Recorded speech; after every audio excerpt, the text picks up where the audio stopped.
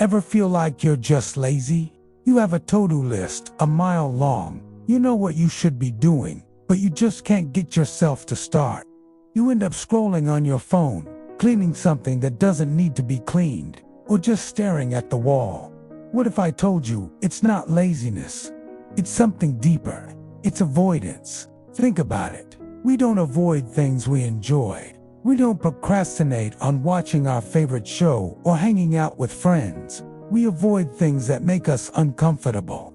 And that discomfort often boils down to one powerful emotion: fear. Fear of failure, fear of judgment, fear of not being good enough, or even fear of success and the pressure that comes with it. So when you call yourself lazy, what you're really saying is, I'm scared. This laziness is actually a protective mechanism. Your brain is trying to shield your ego from potential hurt.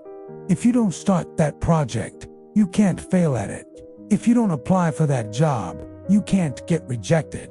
By not trying, you protect your self-image. Procrastination becomes a cozy, safe little bubble, but it's also a trap that keeps you stuck. You tell yourself you'll do it tomorrow when you feel more motivated, but tomorrow never comes because the fear is still there. So, how do we break this cycle? The first step is clarity. A lot of our resistance comes from ambiguity. When a task feels huge and vague, like write a book or start a business, it's overwhelming. Where do you even begin? The fear paralyzes you. But when you break it down, the fear shrinks. Instead of write a book, it becomes write one sentence.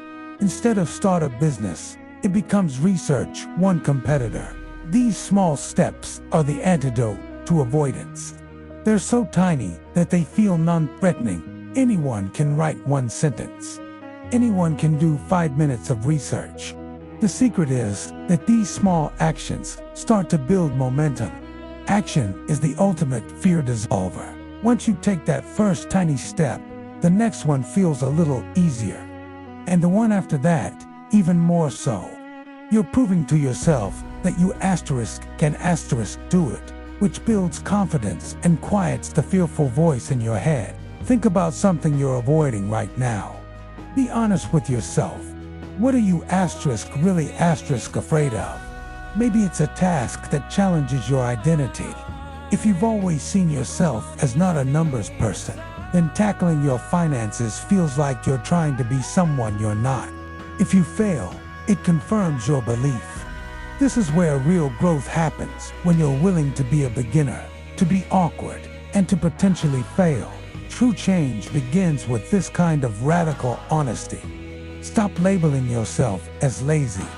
It's an inaccurate and unhelpful label that just makes you feel worse. Instead, get curious. Ask yourself, what am I avoiding and why? Acknowledge the fear. Name it. I'm afraid people will laugh at my idea.